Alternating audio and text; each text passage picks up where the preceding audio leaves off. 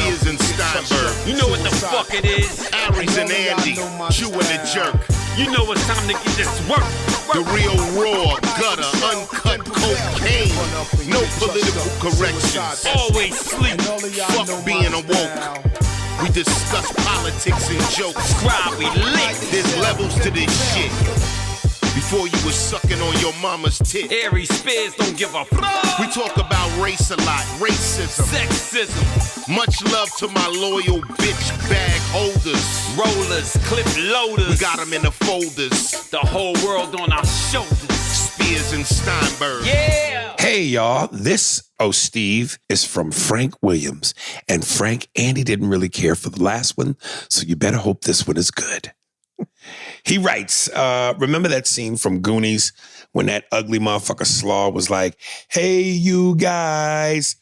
Picture him yelling, hey, Steve. Right. I do like that.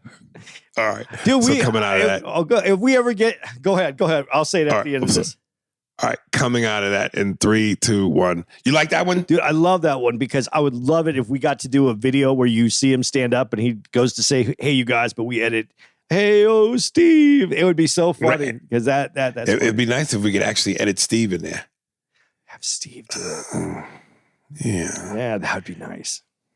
Let's go for a hardcore punch to the face. This first one is from Ronald Williams. Oh, here he come. Watch out, girls. He'll beat you up. Oh, here he come. He's a woman beater. I ain't talked to Ronald in a minute. Let me do this. Let me do this sound effect for Ronald just before he gets ready. He's preparing to get. Yes. That's him popping that beer before he's. Oh, before it turns domestic. Dude, he goes, Aries, how the fuck y'all haven't talked about the Rick James documentary on Showtimes? Please take a look at that shit. To which I responded, dude, you are so late to the party. If you had been listening to this podcast from the very beginning, like I'd be telling motherfuckers, you know, we've been covered that. But then he said, damn, really? I listened to every single episode. I must have missed that one. But okay, bet. I apologize. Keep up the dope pod. Yeah, you probably missed that one because you was busy beating a bitch up. Because cocaine's a hell of a drug. Cocaine's a hell of a drug. Okay, that was from Ronald Williams. Let me go up here. Devon Johnson, Professor X Games. Professor X Games, back from the car wash where his wheelchair was washed and received bad news. I think this is the nigga. Oh, boy. He needs some extra money to get supplies from the X-Men. Professor X begins to race in local street races to earn money with his wheelchair. This is the dude that always presents us with fucking scenario like movie shit. LOL, Professor is going to be in the next Fast and Furious movie. Okay, no, he isn't going to be in that movie, but it would be funny. He probably would mind control the challenging driver to drive 2 miles per hour and make it look, oh my God, like a close race. LOL, shit. How does this always happen during the emails? Dude, I had some fucking spaghetti last night, and I just don't think it's been fighting with me all day. It's one of them 1925 fights with Jack Johnson where they go 45 rounds. Anyway, when is Aries and Andy coming to Atlanta for a comedy show? I would like to attend the show. Lastly, Professor wouldn't use a skateboard, but should be in the X Games. Imagine him driving his wheelchair to the edge of an empty pool, LOL, then drives into the pool doing skateboard-type tricks in the empty pool. I'm convinced this dude does a lot of drugs and is slightly off mentally. I think Professor Exo in one of those wheelchair basketball games. You said what? The Professor X won the wheelchair basketball games. Oh, you could see him in one of those? Yeah, that's a storyline. Yeah, well, he said he would mind control everybody and just win the whole game. You know, and levitate and dunk. He'd be the only one to be able to dunk. Yes. Coaches, 300. Nigga, I listened you this past week's pod. He listens. $10, a lot of money. And nigga, this is only 3 sentences. You really couldn't take the time to fucking proofread this. He goes, nigga, I listened you this past week's pod and your ass has never seen 300. Apparently you've never seen the word 2. You have to watch that movie ASAP. That's man food. Yeah, I'm going to watch it. Andy told me I should watch it. You're telling me I should watch it. And I just didn't know it was that much of a man food movie. I thought it was just macho male erotica. It's just fighting. But it's with a plot. I mean, it's pretty good. It's good, man. Right. All right.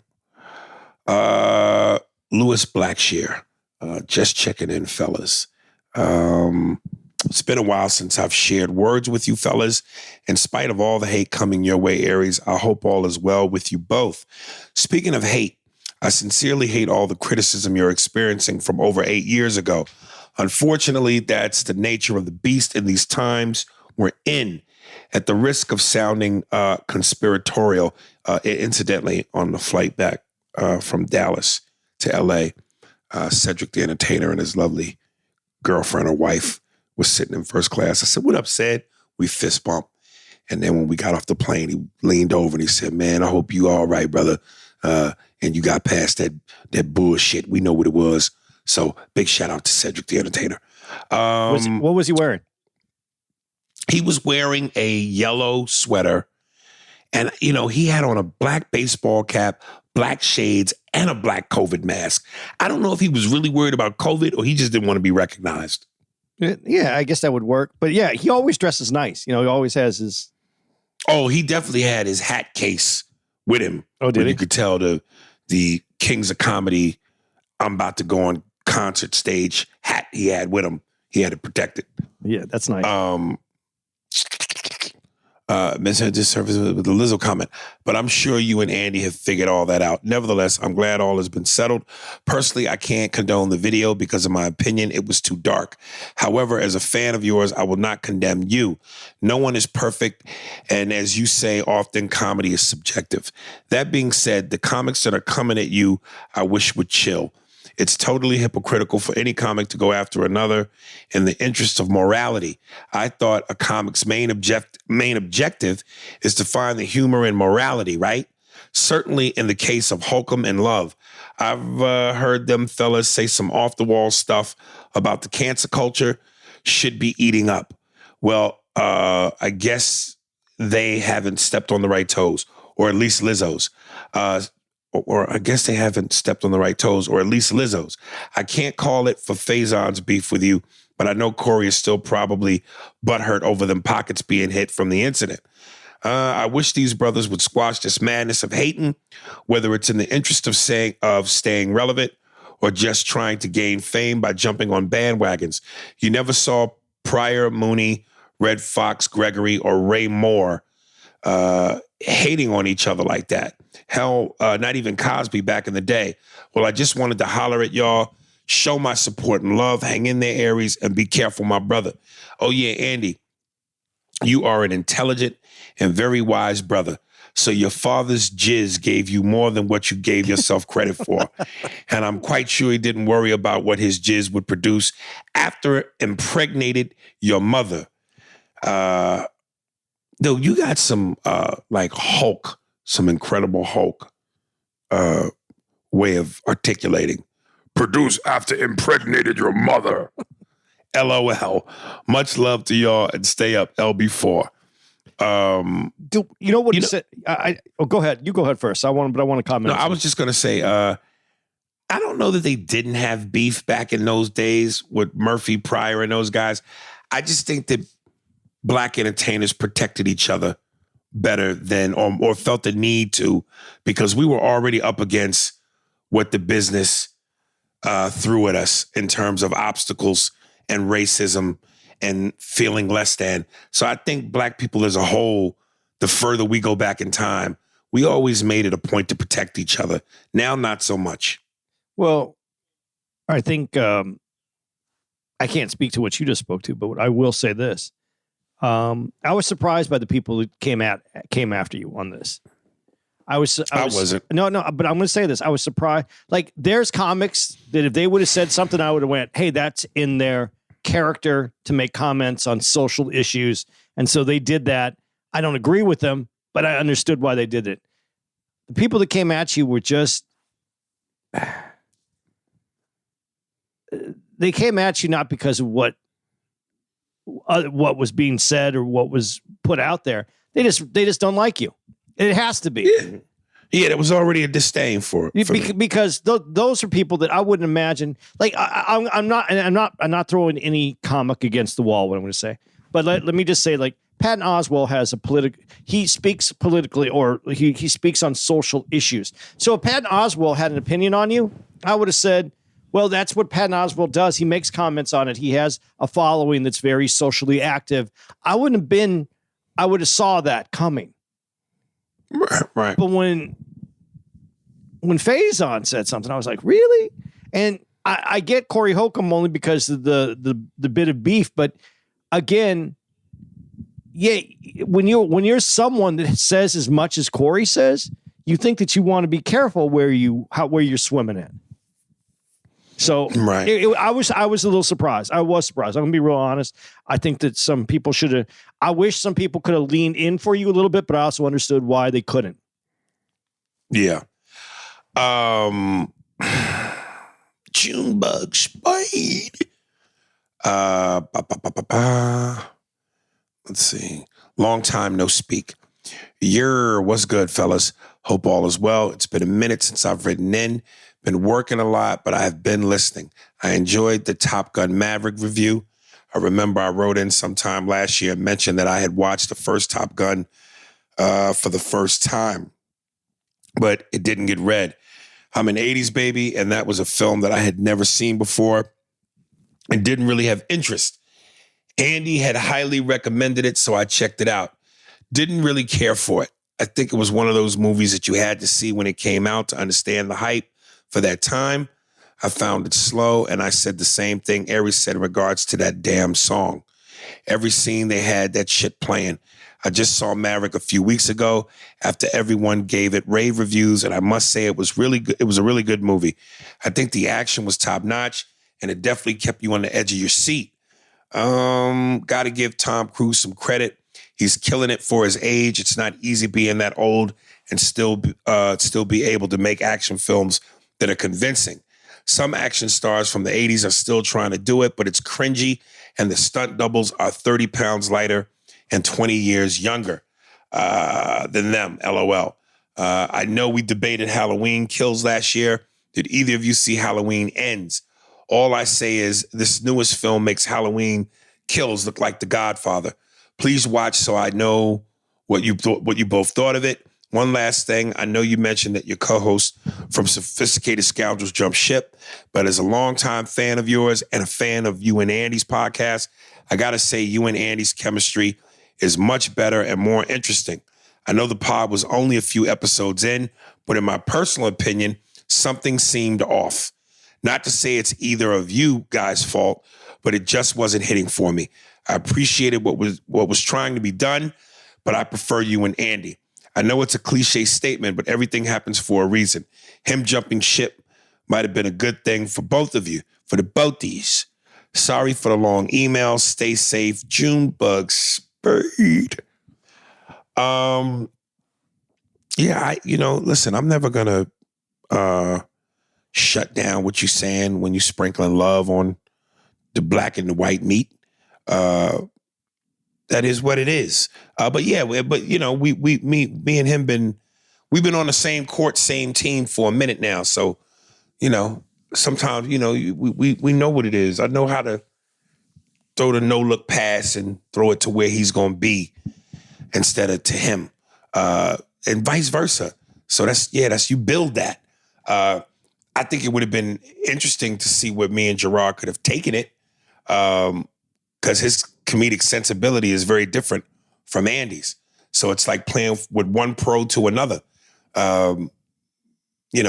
Steel sharpens steel. So, but it's just unfortunate that we never just got that chance, because that was bitch ass move. I think if you guys would have had time, I think you guys would have found the rhythm that you were looking for. But I want to go back to what he said about Top Gun, the first one. I got to agree with him, man. I was given that rave review on the original Top Gun by what I saw in the 80s. And then I told Tara the same thing. And so we put it on our queue and we put it up to watch one night. And I was embarrassed. I was embarrassed that I made her watch it. I was like, I don't think it's anything to be embarrassed about. It just doesn't hold up. I mean, it was so, the music, it's a video. It is. It's a video. It's that MTV age kind of, we're going to put this soundtrack in and the music and we're going to have scenes that almost look like a video when they're playing volleyball. And it just is. I definitely get what you mean by that, to where it could feel dated, but it doesn't feel, at no point did it, other than the volleyball scene, did it feel cheesy to me. No, but it felt 80s. It felt very 80s. It was just very, and slow is, I mean, it doesn't develop into anything. I mean, you just find out, it has that feel good end. I flew with your dad. He was a good pilot. What I'm about to tell you could have me whatever. And, your dad fought well and that's what happened. And they had to keep it top secret. It's the end. I mean, it's just, it was very 80s cheesy kind of movie. It wasn't bad at the time. It made sense. The Navy's recruitment went way up. People wanted to join the Navy. They all thought they were going to be Top Gun. I mean, it had an impact. The movie had a big impact. But when I saw it, I was like, mentally, we were in a different place. I think that movie did for jet fighter planes what his Days of Thunder did for race cars. That to me feels like the same kind of energy, that movie. And I like that movie. I could say I like that movie the same way I liked Top Gun, with the same amount of enthusiasm, no more, no less. I like Days of Thunder better only because the idea of Days of Thunder was if someone's in an accident or someone's sick or what, you can't, you put yourself in that person's situation and that's bad for you. And I don't know, there were some other things in Days of Thunder, but it was a cheeseball movie too. It's another 80s. There's the quintessential 80s movie is to me is To Live and Die in LA.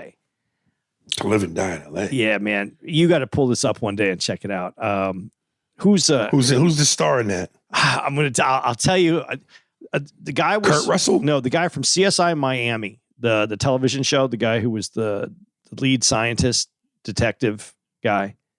Oh shit, I can't remember his name. And William Dafoe is the bad guy. And there's To Live. Okay. And it just has this very 80s feel about it, man. And that's the one that I thought was the quintessential 80s movie, but no, Top Gun is the quintessential 80s movie now to me. It's the movie that represents the 80s in a way that I see it that way now. And I was like, when I was watching with Tara, I was like, when is it going to get good? When's the part that you go, wow? And there wasn't a real wow moment in it. I mean, there's some of the fight scenes, but we just have too many better special effects. I mean, Tom Cruise and what he said about Tom Cruise, I can't deny it. Tom Cruise is someone that, sometimes you want to mock, but the guy does most of it, likes to do his stunts, hires stunt coordinators that puts him in the stunts. When they did Top Gun, he wanted all the actors had to be in those planes. They really flew in those planes. They had to pull some G's to really feel it. That's what Tom Cruise wanted. And so I do give him credit for that. And it did take a long time to make that movie, but I like the movie that they made. And it was I'm not unhappy with the fact that I liked seeing Maverick. And and Tara saw Maverick I think she saw it on the plane on the way to London when she went, because she went a few days before me. And she goes, now this was a good movie, and then I was happy because at least she had some reference to where it came from. So, yeah, man. Yeah, I agree with Junebug Spade on all of that shit. Angel X Santana. What up, A&A Oil? What up, A&A Oil?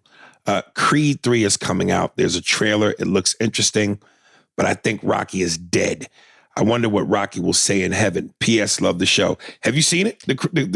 I haven't even seen. I saw one trailer. It looks good, man. It does look good. It looks good. But I really like that Sylvester Stallone wanted to hand this off. I thought that was a big, because that's your franchise, and you handed it off. Yeah, you know, I'm just a mushy gushy guy for keeping if it ain't broke, don't fix it. You know, and that's fucking with my nostalgic childhood. You know, Sly's the dude, man. He's Rocky, man. You got to give him I would have rather have them killed him in this. Maybe they Let will him die. Maybe they will. Maybe they'll show him like going to the funeral, and there he is. You know, he died of his cancer. No, because remember in Creed 2, he beat the cancer. Cancer comes back. Well, a remission.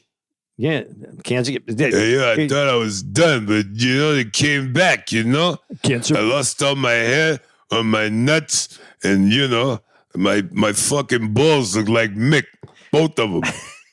It was Cancer Part 2. Right. Yeah. I mean, you know, it's funny when you see the preview. The dude that he's fighting, I think people made the automatic assumption that now it was Clubber Lang's son, and it's not. It's the storyline is this is some dude that grew up with Michael B. Jordan's character Creed, and Creed kind of went the route he went, which led to where he was, and this guy went down the wrong path, spent time in jail, blah blah blah, and now you know, the people said it's reminiscent of Rocky V. The Tommy Gunn story, where it's like the guy comes into Creed's life, they form a bond, they go down memory lane, but in order for this dude to get to where he needs to be, he's got to go through Creed, so they end up fighting each other. Because everybody was like, if they did the whole Clubber Lang's son, like they did Drago's son, that would have been hokey. That would have been hokey. What I like about it, and the reason I like that he's turning the franchise over, if you think about it this way, it's kind of like Sylvester Stallone is anchoring his place in Hollywood long term, because if they can keep making these, and I'm not saying they're like James Bond movies, but James Bond obviously outlived its star. Yes. So Sylvester Stallone sees this as, if I can put this together this way, my Rocky, the whole idea of where this comes from, lives longer than him. Yeah, but the Bond series was, you know, it always felt like a book that you could just keep writing over and over and over again. You know, having different Bonds feels okay to me. You know, Rocky has always been the staple of who he was. This story from you know, the slums of Philly Southpaw, to success, bad fight, back down. But this character was. This is who this guy is. This is who you grew up with. This is who you know. To try to change it off into different, you know, avenues by creating other characters, I don't know. But I completely understand what you're saying. I just see that Sylvester Stallone looked at his legacy long term, and to turn this over would be the right thing to do, because it could. I'm not saying it will, but it can actually outlive Sylvester Stallone. Yeah, I mean, I think what he actually said was, it just didn't feel like there was any natural reason for him to be there anymore. Right. So, you know, you got it, kid. You know, he gave it to the black dude, you know. I want you to take it. It's yours now, you know. I want you to make you and all your fellow niggas proud. It's just funny because, you know, with that, in the Rocky voice, it sounds right. Right. Yeah. You know, all you niggas, you know, I always liked you fucking, you spicks and coons, you know?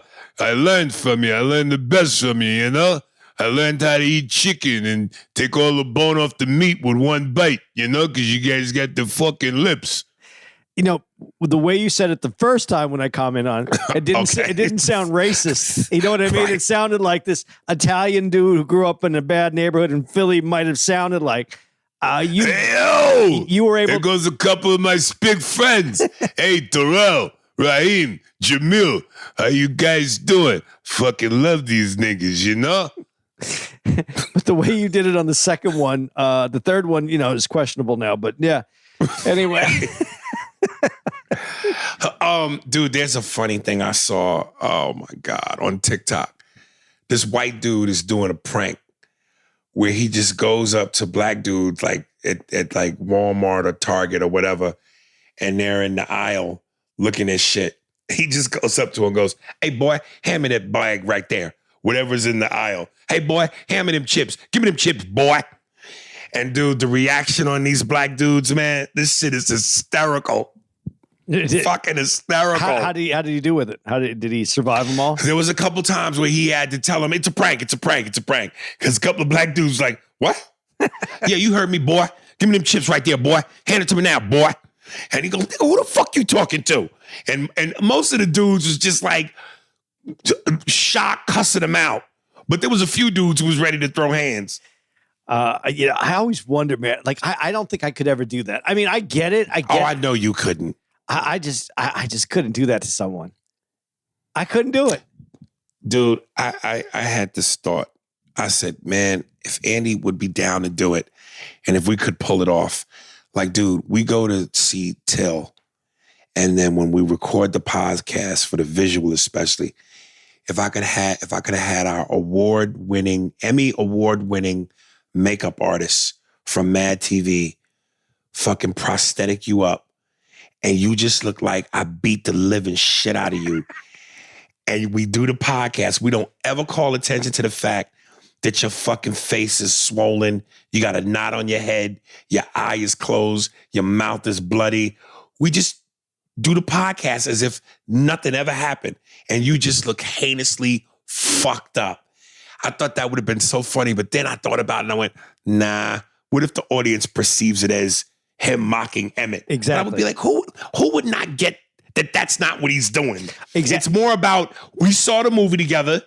It pissed me off. I fucked up my white co-host, and that's that. Yeah. But, and when you were saying it, I totally got the humor in it. But after we see the movie, right, I think I'd be affected a different way where I might not even find it. Like, I think that after I see the movie, I'm not going to find it remotely, because everything that I've read and then the few movies that we have seen, yeah, man, like you want to, like, I don't want to play that part. I want some vengeance. Listen, like that, I don't know if you ever saw that Martin episode where he fought Tommy Hearns. It's one of the most popular episodes of Martin, and all the black people know exactly what I'm talking about, where when they cut to him coming out the bedroom, Gina's calling him, Martin, come out. He comes out, and clearly he's been prosthetic up, but he looks so deformed and fucked up. The audience was howling. So that was the inspiration. No, I got it. No, and yeah. So, but I don't. It would be very funny, but it's a movie that I want to take seriously and talk about it seriously. Right. I didn't say this on the podcast, but you brought up funny. So I thought it was a prank, but Kanye's fashion show with his what'd you think of that? Did you see it? You commented on it, didn't you? Didn't you put out a post on it? With Candace Owens? Yeah, the white Lives Matter t-shirts. Yeah. I wanted to bring it up on the other podcast on Wednesday's podcast, but we didn't have time. Right. I mean, listen, man, this motherfucker is just, he's on one, man. And the anti-Semitic comments, and David Schwimmer called him a bigot, and Jamie Lee Curtis said she was heartbroken. That Kanye, that Kim Kardashian pussy, man, that shit poison, man. It does something to motherfuckers. That shit does something to motherfuckers, man. I'm not going to get into the anti-Semitic thing because that's going to come from I could get into it, but I don't want to on this part of the podcast. We can get into it on a different podcast if we want to talk about it. But that White Lives Matter t-shirt, man, there was a little genius in that shirt, though. I really saw it, and no one else has said this. I'm the only one who said this, but when you saw it, didn't you see how silly the idea of it is? I mean, there's groups that say, well, white lives matter too. Did you not see how ridiculous it looked? Like, does that have to be said? Does that need to be? Like, you really saw the example of why a Black Lives Matters t-shirt is important and why a White Lives Matter t-shirt is redundant. Yeah, but, given the climate of what all is behind it, it just, I'm probably going to just relegate myself to talking about race on the podcast with me and you and try to, as hard as I can, to stop posting things racially on my Instagram, because it gets you it lathers you up into an anger and a frustration, and not just some of the things that white people say in regards to it and the defense of Candace Owens and Kanye West, or as they're called, Kanye and Kundis Owens. But some of the things that even Black people say, and it's such a hot button, emotionally triggered thing, and it'd be one thing if it was like, okay, he did the t-shirts, but then when you follow that up with the interview on Drink Champs where you say that the cop, it wasn't the knee that killed Floyd, it was the fentanyl. What was it, fentanyl or whatever the fuck? Fentanyl and shit like that, to the point where the fucking Drinks Champs killed the interview or deleted it or got rid of it. And then, even Kanye, people in the bank world, the JP Bank or whatever it was, they're fucking not wanting to do business with it. I don't know. We're looking at a man having a fucking meltdown. No, it's a meltdown. But when I just saw the shirts before I saw all the other stuff, because I wasn't here, I saw the shirts in a post. And when I saw it, I was like, I know he's crazy. I know he's going crazy. I shouldn't say crazy. I know he's having some mental issues. But when I saw how silly the shirt looked, right? You know what I mean? How unnecessary it was. Like, why one was necessary, because you always heard that from people. Why? Well, white lives matter too. All lives matter. You hear people say that, and they're right. They're right in the idea that everybody's life matters. I get that. But why one is necessary to post and why one is absolutely unnecessary? I thought it stood out because when I saw it, it was humorous to me in the way that it was not needed. That it was obvious to me why that shirt isn't needed. Real quick, can you still hear me? Yeah. Okay, cool. Why, did you lose something? No, I had unplugged the thing just so I could plug my phone on a charger, but I was scared that if I unplugged this piece, you wouldn't be able to hear me. No, I can hear you just fine. But you could still hear me, so. Yeah, because you're coming through the microphone to me.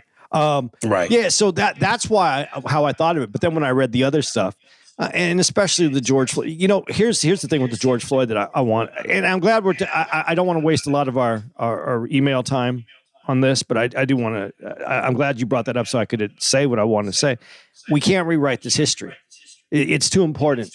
And this is where it gets dangerous. And I don't think that he should be sued for millions of dollars for being who he is right now and what he said.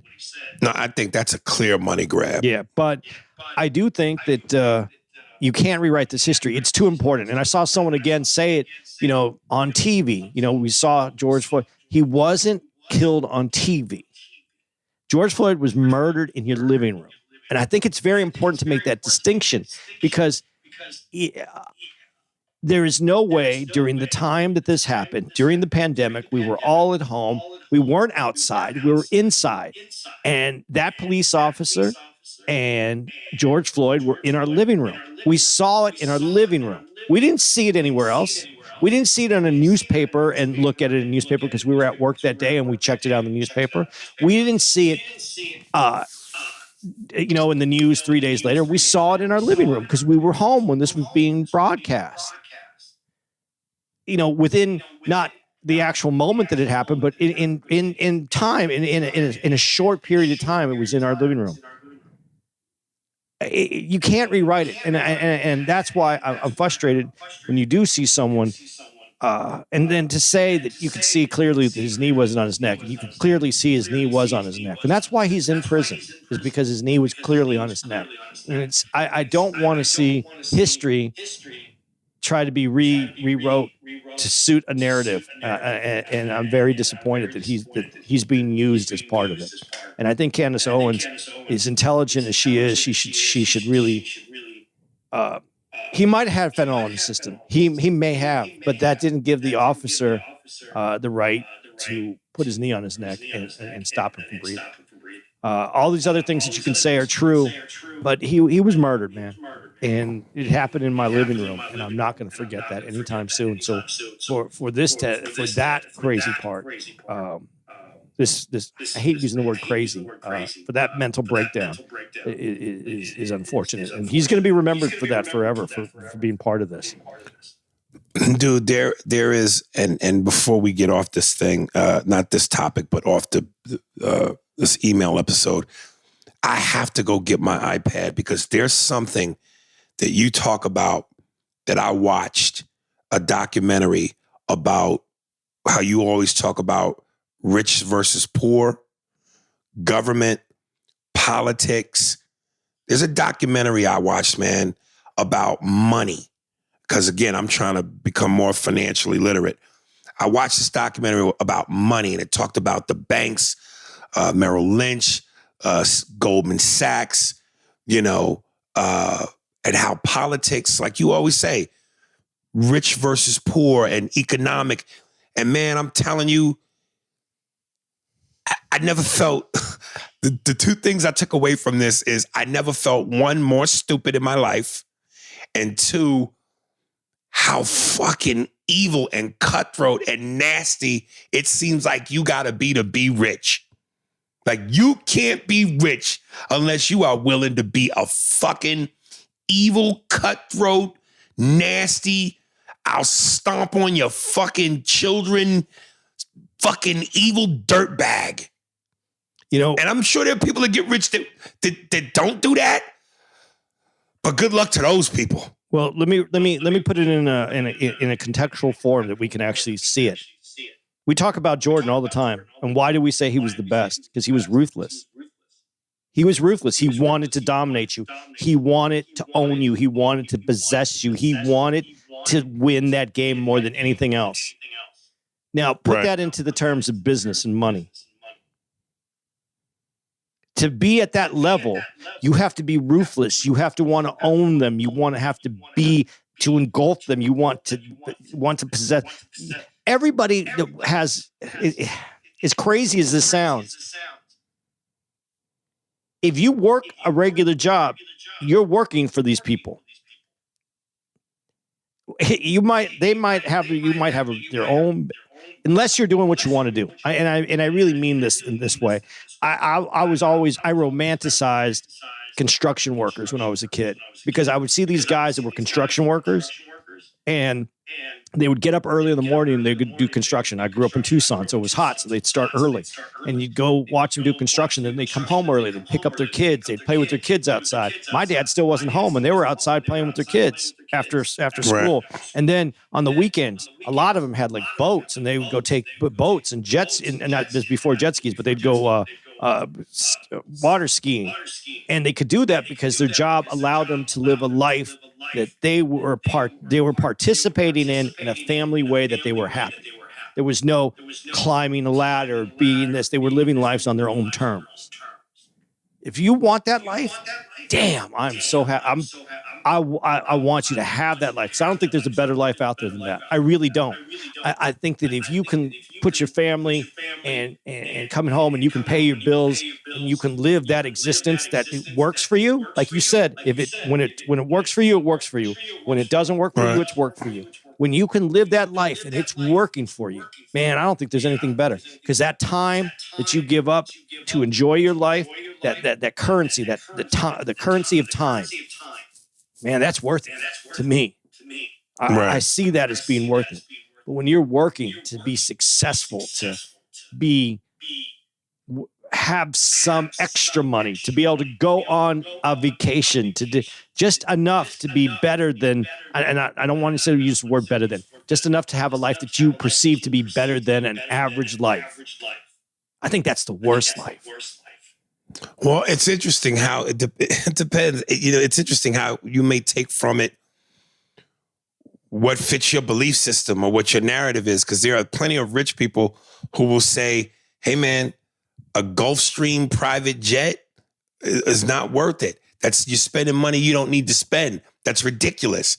But then I saw Mark Cuban on Instagram doing an interview, and he said, yeah, I'm worth $1 billion. I went and bought me a $40 million jet because what you just said, my time is important to me. But that's your currency. My time, to be able to go where I want to go and get there quickly and not have my time wasted is important to me.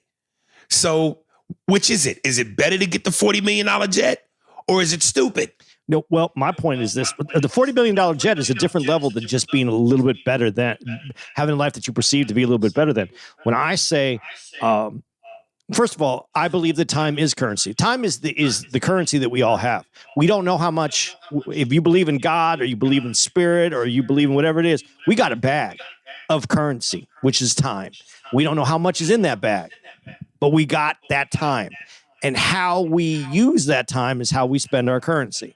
So what I'm saying is if you could do 40 hours a week, but you can enjoy your family, if you can enjoy your life, if you can go jet skiing, spend time with your family, put them in, be able to live in a nice place that's, a decent place, to have a decent life, to be able to enjoy it though, and to really have moments where you really feel connected. That I think is great. But to go to being where you're just working 70 hours a week so you can have a little extra so you get away for 2 weeks and have a nice vacation and spend it at a nice resort, that doesn't seem like a fair time. But when you get to Mark Cuban and being a billionaire, if time is your currency and you can buy a Gulfstream so that you can get from A to B and you're saving that time, yeah, now you're spending your currency wisely. But how do you get to that area? Now, that's a whole different area. And those guys, I'm telling you, those are the Jordans, man. You don't get there without being ruthless. You don't get there without being willing to step on a motherfucker's neck. You don't get there by being a nice guy. That can't happen. Right. It can't. Political theater. To be a politician, Obama's a nice guy. He was very presidential. Everybody says who he was. Nah. Bill Clinton. Nah. You say that this guy's an asshole and that guy's an asshole. They're all assholes. They don't get to those positions because they're nice. They got to those positions because they were able to step over the other people that were in front of them to get to where they wanted to go. That's the bottom line. If you want to be successful, a success level at a different level than what is normal, there's ruthlessness to you. You can't be that. You could kill one person in life, but unless you're willing to kill 10, you're not ruthless enough to be famous for killing people. Everything that comes with more, you have to be ruthless. Yeah, I think I'm going to go find out where my ruthless boots are and get rid of strap up. You got to be smart and ruthless, though. You can't just be ruthless because then you're just an asshole. Right. But when you give out the dates, man, I got to go try to see if I can grab my iPad and tell you what this is. Cause it was fucking, like I said, the two things I took from it, the mean part, and I never felt more stupid in my life. Dude. Cause I just went, what is this shit they're talking? Well, the more you invest, the more you really look into money, man. Honestly, it's a foreign language. It is, man. It is. To do what these guys do, to manipulate the system. And a lot of it's illegal. Is it unethical or is it illegal? Both. I know that a lot of it's unethical. Not all of it's illegal. And not all of it. And this is what a lot of what these dudes were doing. Well, and that's the other thing. They play a game. I'm going to use Trump as an example because he's a great example when we talk about money. Everybody talks about he's been bankrupt all these times. So the system is set up for you to be able to be bankrupt. I'm not saying that's the best deal, but if you're going to bankrupt, be ruthless. Get all your bills taken care of. Make money off your bankruptcy. That's what these motherfuckers do. So, when I hear this, when everybody was complaining because he buried his wife on his golf course so he doesn't have to pay taxes. What is that? Literally, he did that? What? He literally did that? Yeah, because he zoned it in the beginning as being a burial site. And once it's a burial site and there's body in the ground, you don't have to pay taxes on it. Yeah, see, that's that ruthless shit. Ruthless. But he's not liked, so you hear about it. These dudes all do ruthless shit. A lot of stuff that he does is awesome.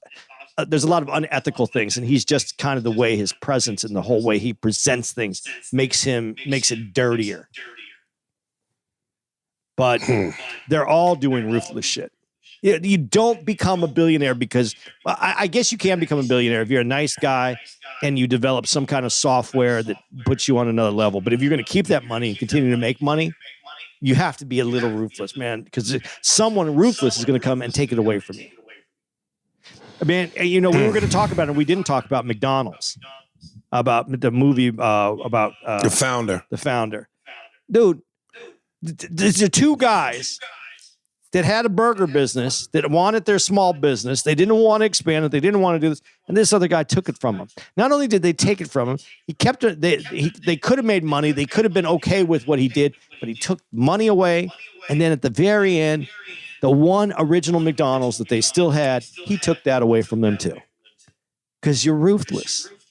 And that's what this is. And so a lot of times when and the reason I wanted to talk about this is I hear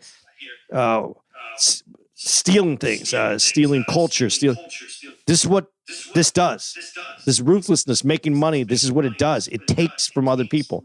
The people who make these things the people who make this big money aren't usually the people who came up with this. They take it. They're people that take it from, because the average person who makes something great doesn't know how to make money. They know how to make what they made.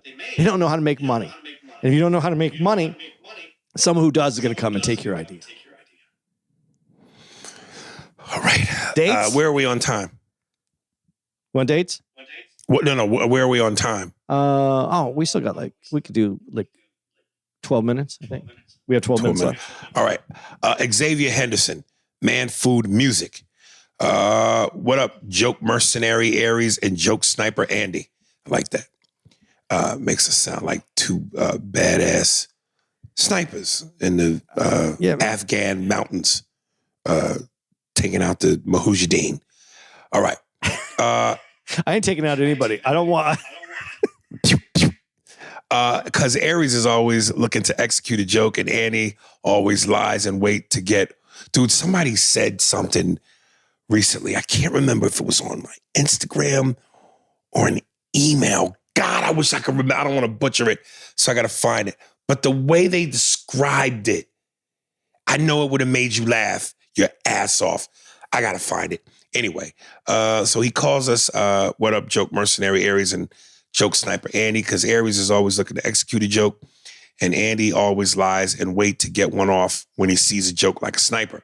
Anyway, you mentioned man food movies like Terminator, Rambo, Rocky, etc., and man food shows like The Sopranos and Power. What songs/albums, if any, gives y'all the same feelings and gets you pumped as a man? Burt Bridgewater voice. I'd ask about the video games, but Andy don't really play video games. Keep the funny coming. I really wish y'all had read my email from last week on the pod titled After All of Aries' Poot Catchphrases on the podcast. I thought y'all would get a kick out of it. Damn, what music gets you pumped? Anything DMX. Yeah, anything DMX. And incidentally, in some weird way, there's a couple of Barbra Streisand tunes that get me pumped.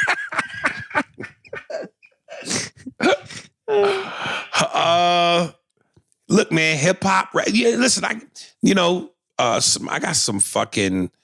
There's some rock shit that gets me pumped too. I know there's some white boys that are about to hear me say what I'm gonna say, and go, "That's like some douche shit." But I like Nickelback, man.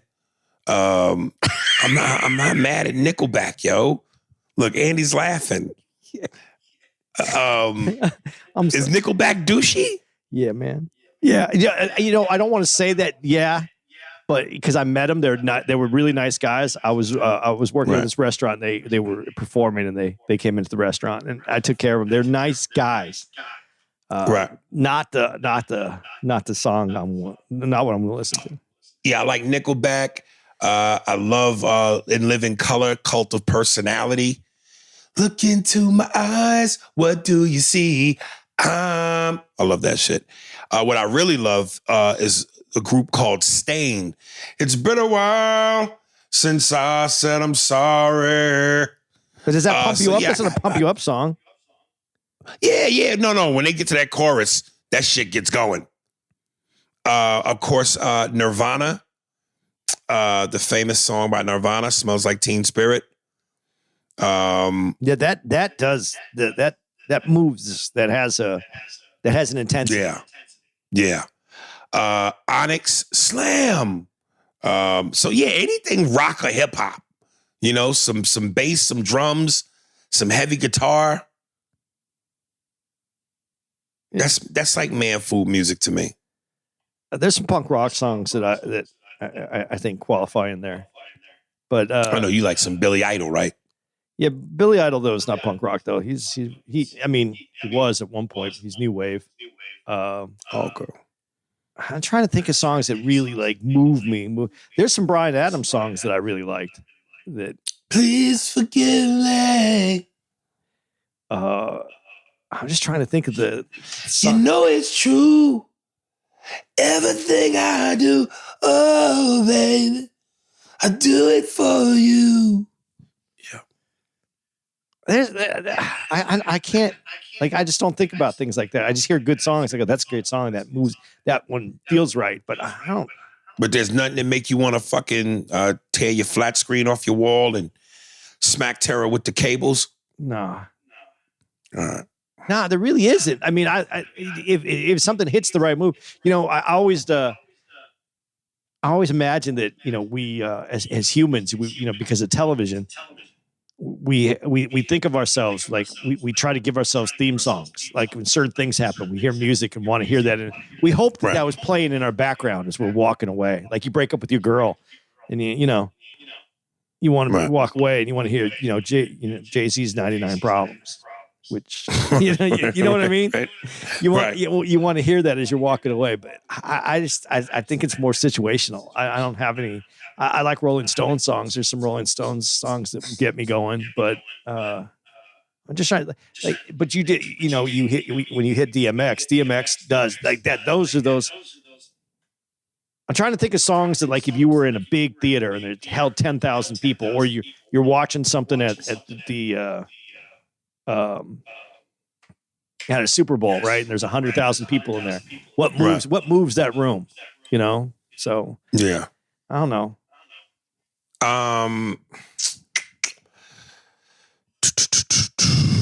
Let me see. Winston Dreyer. Damn, it's killing me. I can't remember how that person phrased that because it was such a great, encapsulated you and me to perfection, how they put it. Damn. Okay. Winston Dyer. Yo, Aries and Andy, this is for both of you guys. If you have Apple TV, please, please, please watch C. I think it's called C. S-E-E. All you need to know is that Jason Momoa is the lead character. Just to tell you a little bit about it, starts off like this. 2 tribes that are completely blind and kill whoever is a witch. In this case, people who have vision are burned alive. All I can say is man food, bro. You will love it. Please, again, check it out, and we'll be checking you and Andy out in Memphis. And Chuckles. But can't wait to see the show. Hopefully get to meet you guys. Your boy Winston. Yeah, Winston, make sure you come up to us after the show. We'll be doing. Yeah, we might need a hug. Yeah, we do the meet and greet. So come over and listen to the podcast. I'm sorry, I lost my place there for a second. Did you really? Yeah, go ahead. I lost my whole mind. Shit, I don't know what the fuck you was. Oh, the C. Yeah, that Apple TV. I like their stuff that they have, so I'll check it out. Right. Oh, hey, you never heard of it though? No. Okay. Have you heard of it? No. I'll check it out. I just recently started looking at shit from Apple TV. Dude, I watched that whole the morning show that they had on. What morning show? It's called The Morning Show, and it's on Apple TV. It's good. It's about the cutthroat world of morning television. Oh shit! Okay, dude. I hate to go back to that, but when we talk about cutthroat things, you think that I always thought about this. The news anchors. You start off as a news anchor in your local, not even as news anchor, as a reporter in your city, and to become the top news anchor. You watch these guys do this nice news at nighttime. These guys have to be fucking cutthroat to get to where they are when they get to that top echelon. They also have to have a look that the producers want, but I don't care, man. There's too many people that could do that job. So have you ever seen the footage? The footage of a young Bill O'Reilly losing his shit. Yeah. Cursing somebody out. Yeah. Yeah. Yeah. But we already knew he was kind of an asshole. So yeah. All right, last one. Pancho Z. Comedy movies about divorce. A great movie to review is Bye Bye Love because it shows how divorce is a natural thing that never ends, and Randy Quaid and Paul Reiser are hilarious in that movie. And I know Andy will relate to Randy Quaid. It will be awesome if you review this movie on the podcast. Why does he make the assumption that you could relate to Randy Quaid? I know Randy Quaid is also an unusual character in real life who's gone a little over the edge mentally. So but I always think he's a good actor. He's always interesting. Okay. So I would check it out. I like Paul Reiser though. Paul Reiser does a lot of does these he doesn't do a lot, but he does these things that I always think are good.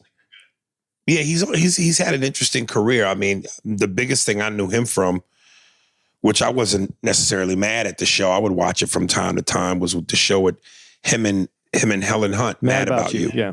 Yeah. But then also, he was the scumbag in Aliens. Yeah. And also, the dude in Beverly Hills Cop 2 with Eddie Murphy. I love that where he's always in the wrong desk. This is not my desk. Right. So, yeah, he's been, and I know he was a stand-up, but it seemed like once his movie career kind of got going, he abandoned that. Well, I think it's when you do those, from what I'm only going by what I understand, not what I know, but when you're, and this, because when you're working on something that you need, 18 episodes, that can be half of your year, right? Right. So you don't have time to get into the smelly gym. Yeah. So, I mean, you pick which one works for you. Kind of hard to stay hungry when you're sleeping in silk sheets. You could do that in your Rocky voice. It's kind of hard to stay hungry when you're sleeping in silk sheets, Kind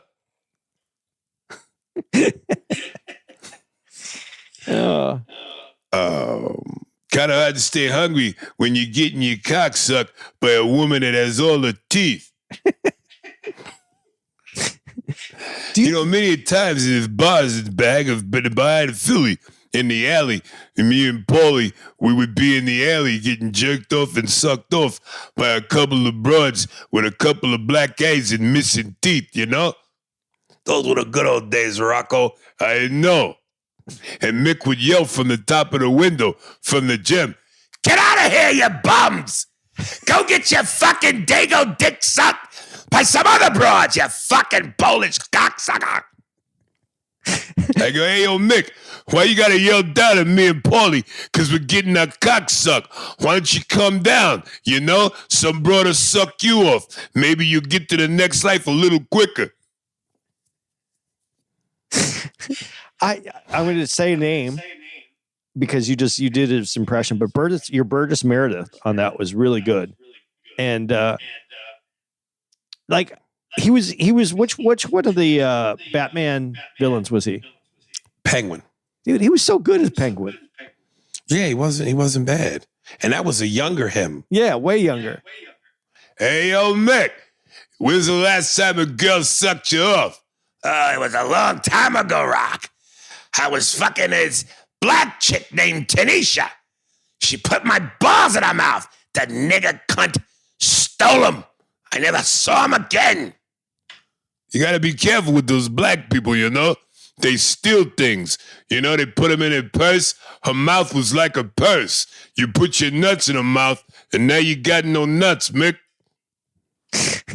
Dude, I liked it when I was in London. Did you use the word cunt in London? You could say cunt on the street. Like it's not a big deal. Oh, really? Yeah. Cunt. Oh, being a cunt. You're being a cunt. You're being a cunt. Yeah. It doesn't have the same connotation. Yeah. It doesn't have the sting that it has here. Right. Cunt is your friend. Like you're being a cunt. Man, stop being a cunt, you know? You're being a cunt. Well, you can just be my cunt. I'm just going to start using it now and just say, I'm sorry. I was in London for a few months and I just, everybody was a cunt. Well, that's like in London, fag is cigarette. A fag is a cigarette. Well, that's because you know what a fag is, right? Well, no, San Francisco. This is why the word is demeaning. A faggot is a bundle of like sticks and twigs that you use to start a fire, like in your fireplace. You stick that bundle, you take a faggot and you light it on fire, and then it starts the fire. That's how it got. That's a hate crime. That's how slang got to cigarettes, is because it was a stick that you lit on fire. So that's why it's called a fag. That's why it's demeaning. The faggot is something that they would light them on fire. That's because you were gay, that they would burn you. Right. So that's why the word faggot is demeaning. That's really what that comes from. Since you brought it up, I thought I would explain it because I learned that before I went to London, but I thought I would say it I'd save it for a moment like this. Wow. See, look at that. Look what you know now. It's nice. All right. Here, give out some dates, and then I'm going to go grab this thing and then come back. I almost couldn't find the dates. Okay, so guys, we're in Orlando the same weekend you're listening to this, and we're going to be out there from Friday till Sunday. So if you get time, please come see us. Then the following week, apparently, I'm going to be with Aries at Chuckles in Tennessee, Memphis, Tennessee, and that is going to be the 10th through the 13th of November. Followed by the following week, Tampa Improv, the 18th to the 20th will be at Tampa Improv, which is Ybor City, actually. But we're right there. And since it's after pandemic, it's probably going to be a nice setup where people are walking around and drinking. So it'll be a good time. Followed by we're going to be, do we have a week off or not? Nope. Following week is the Thanksgiving weekend, where Aries is going to be at Helium, Indianapolis, the 25th to the 27th. And I am not with Aries that weekend. I'll be at the Tempe Improv with Adam Ferreira doing shows there so that I can hang out with my kids for my Thanksgiving weekend. And then after that, we are at Magoobies in Baltimore. For the very first time, we're at Magoobies.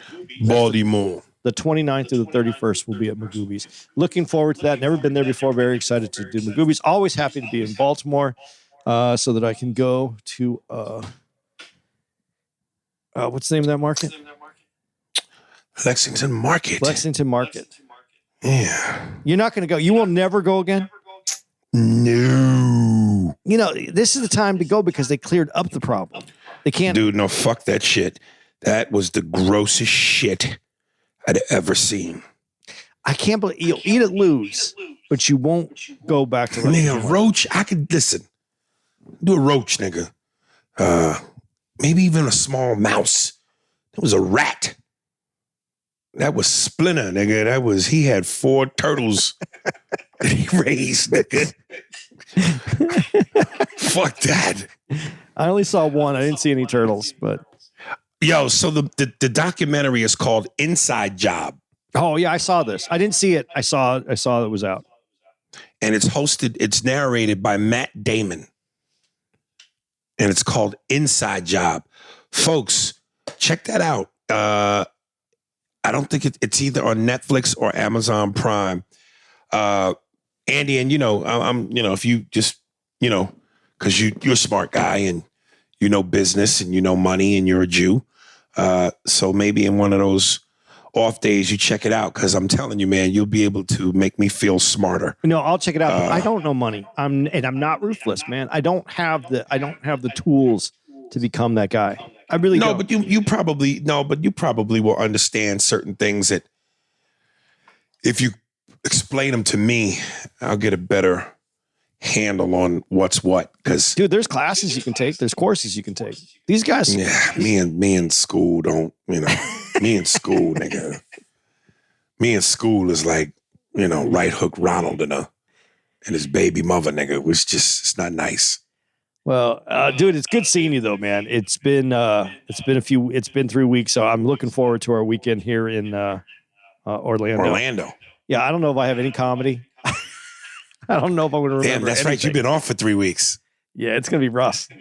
That first night's going to be rough. Yeah. This is God damn, I'm gonna have to spell this because I don't even know how to. TRXPRIXHTONE TV. Instagram TONERIXH2XS. Twitter, The Real Fly Tone, and that's DAREALFLYYTONE.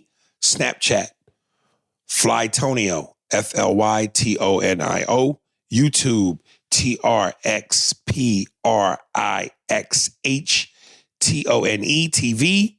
And Apple Music, TRXPRIXHTONE. 21-year-old artist from PG County, Maryland. Does he want to give out his mom's information too? Did he give everybody?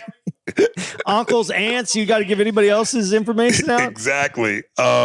Displaying his talents on all platforms. Tune in. More music videos and more music dropping on all platforms. I'm going to just have Steve pick one of these two songs to play. There it is. He's definitely on all platforms. Yeah, and I gave him all.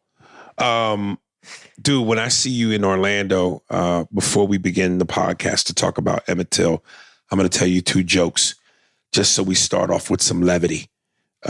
Two just like old school type of jokes. Okay. And before we get to the serious business. Before we talk about Till?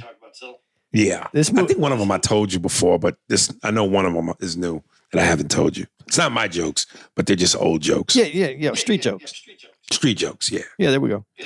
All right, man. It's good to be back home. Can't wait to work with you this weekend. And guys, thanks for the support, man. And listen, I don't know if I'm being paranoid here, but I kind of feel like because we haven't, we obviously, because in anticipation for Andy's trip, we pre-recorded. We had to cover the time where he wasn't here. We pre-recorded podcast episodes, but I really think that there is a rhythm and a zest to doing it the way we normally do it, together in the same room. And just like with stand-up, if you take a certain amount of time off, you feel funny. To me, these two recordings felt funny.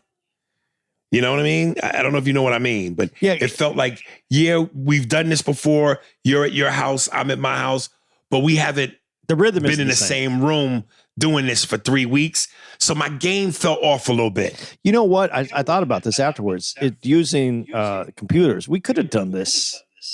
We could have done it. Because I'm sending this stuff to Anthony sex with and rubbers. Steve. Yeah, but I don't like condom sex. I like raw. Yeah, I get it. By the way, Anthony, who does our videos on YouTube, got to hang out with him. Oh, you saw Anthony? Yeah, I got to hang out with him. We went one day all over London. Ran me all over London, man. Really showed me. How was that? What? How was that? It was cool, man. He's a cool guy. Really nice. Very, proper London kind of guy. Does he come off like he sounds? I thought he was taller. He sounds taller, but very. Yeah, right. Yeah, but he's normal height, just a normal, really cool. Dude, I'm gonna tell you who I think of when he talks. Really, the whole image, Paul Bethany. Vision, Marvel. Yeah. I understand what you're saying. I'm thinking about it. No, not just more regular, more normal guy. Like, Yeah, I just for some reason got Paul Bethany as what he looks like. no, regular looking, normal person. Just cool though. Knows a lot about London. Took me. I said I want to see the normal things, but if you could show me some things that you'd miss. And so he took me to some of those things. Took me to the Roman Wall that goes that's in London. Took me to see some other things that I just wouldn't have got to or wouldn't have known to go look at, and was really cool because then I could take Tara to see a few things, and I already knew about him a little bit. And I could explain them, so it was good, man. He set me up right. But we walked, man. We walked. It's a walk. It's a great place to walk because it's not a large place. But I was walking about. I think I looked at my phone. I guess I was walking like 5 miles every day. No matter where I was walking 5 miles a day. You should have been like, take me to some places Aries would miss. Oh, you want to go to the nigga section? Let's go to where the blockies be, the darkies. Again. I don't think it's a good idea to walk. We might want to take a car because when things start getting a little hectic, we'll all get out of there as quickly as possible. At the end of the day, especially Thursdays in London, everybody went to the pub for drinks. Crowded as a motherfucker, right? All outside the pub. They're all outside. Yes. Yeah, and it's packed. And that was kind of a cool thing to see. But again, to anybody listening to our podcast, if you're in your 20s and you're listening to this podcast, go now. Don't wait. Go now. I heard this most incredible thing that a rich person said. I don't know who it is. I don't know who to give them the credit because if you're in your 20s, you don't need to be doing anything. You don't need to be trying to make money yet. I mean, make money to do things, to experience things, because you're going to be busy in your 30s. Go do it now. Do it now where you can enjoy it. Nah, see, I've heard the exact opposite. Do what you got to do now so you can do what you want to do later. 20s is where you fucking bust your ass. So by your 30s and 40s, you're living on the high horse. See, I understand what you're saying, and I understand. I've heard that same thing too. I wish that I would have went in my. I wish that I would have seen and known different things. I might have lived life differently. I'm telling you, you don't have to go for a year. Take a month and go do it. I'm not saying don't do things for your life, for your outcome, but this is when you're in your 20s. This is when you have time to make mistakes. You have time to take a month off to go do something. Do it, man. Do it. Go see something else. It's the biggest mistake that we make in America is that we don't, you know how we talk about on social media and why it's dangerous is that you say things into, you put it out there, and then because of the algorithms, everybody agrees with you. So you're saying to the people and you're getting responses from the same people who have the same ideas as you. That's in the smaller spectrum. But in the larger focus, America, when you live here, even though we're all different, we're only getting that same American idea. You got to go. You got to go and see it somewhere else, man. You got to. Get the fuck out of here. If you have the opportunity, go. I'm fucked up. I didn't do it early enough. There it is, yo. See you guys later. Spears and Steinberg. Thanks for listening to the Spears and Steinberg podcast. If you'd like to know who's responsible for this shit, it was hosted by Ari Spears and Andy Steinberg, produced by Steve Merrick and Anthony Holmes, executive producer, Big Papa, Robert Kelly, and Matt Kleinschmidt for the Laugh Button podcast. For more information on where to find us on the internet, visit SpearsburgPod.com.